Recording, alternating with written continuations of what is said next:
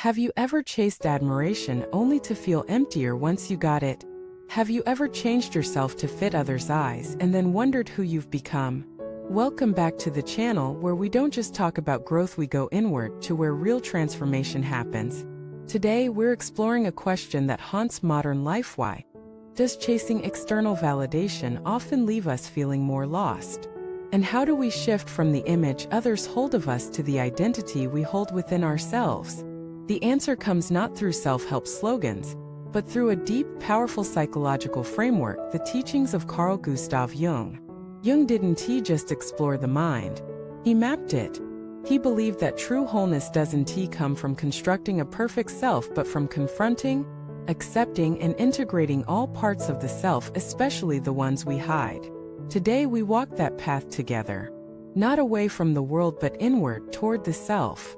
We'll explore the masks we wear, the voices we internalize, the shadows we repress, and how to return to our own center. This is a journey from the persona to the self, from mirrors to windows, from performance to presence. Let us begin with the mask, the persona. The persona is the face we wear to function socially. It's the polite smile, the professional tone, the curated bio. It's necessary, protects us, helps us adapt. But when the mask becomes permanent, we forget there's a face underneath. Meet Daniel, a corporate consultant. To his clients he was confident, decisive, polished. But in quiet moments, he confessed to feeling hollow. "I'm performing myself," he said. "And I don't know where the performance ends."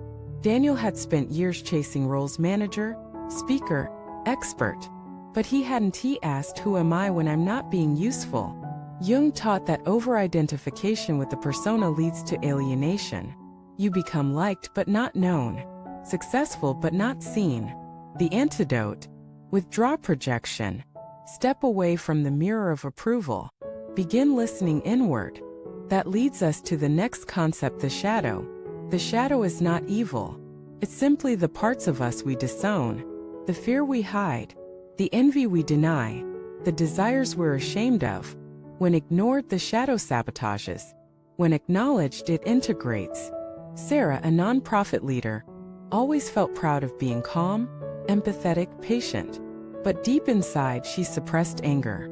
When it leaked out, it exploded: sarcasm, withdrawal, passive aggression. Through shadow work, she realized she had learned to see anger as unworthy of good people. But anger, Jung said, is not bad. It is energy. It is boundary. When Sarah began naming her anger, journaling it, understanding it, she stopped fearing it. She used it to set clearer limits, to express needs earlier, to protect energy. Integrating the shadow is not about becoming perfect. It's about becoming whole. It's about no longer fighting yourself to appear lovable. But Jung didn't stop there. He pointed toward the self, not the ego, not the identity we defend, but the totality of who we are. The self includes our dreams, our instincts, our intuition, our history, our future. The self is not a brand. It is a source. When you begin living from the self, you stop asking, "Do they like me?" and start asking, "Am I aligned?" You move from reaction to response, from proving to expressing, from fitting in to standing firm. Here's where transformation happens. When you stop living as a reflection, you start becoming a presence.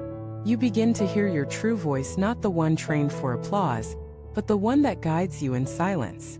That voice is not loud, but it is honest. And when you follow it, you feel alive, not because others agree, but because you are real. Let us get practical. How do you begin this inward return? First, spend 15 minutes a day in honest reflection.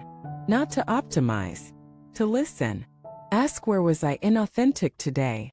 What did I feel but not express? What part of me needs witnessing? Second, revisit your reactions. Strong emotion is often a shadow calling. When jealous, ask what desire is unmet. When angry, ask what value was crossed. When ashamed, ask whose voice is speaking.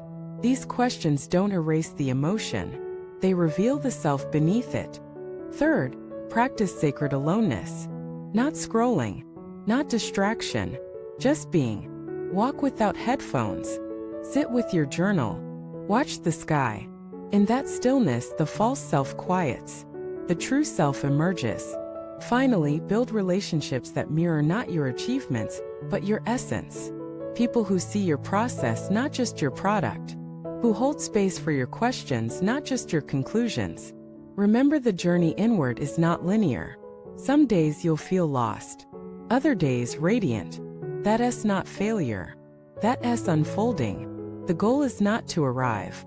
The goal is to become. So if you've been chasing applause and feel emptier with each ovation, if you've crafted a life others admire but don't feel at home inside it, if you sense there's more to you than the roles you perform, this is your invitation. Remove the mask. Hold the shadow. Listen to the self. Return to your center. Not everyone will understand. Not everyone needs to. But those who do, they will meet the real you. And that meeting will change everything. Leave a comment and let us know what part of you are you reclaiming today. Share this video with someone who needs to hear this. And if you haven't already, subscribe to join us on this inward journey every week. Thank you for watching this video.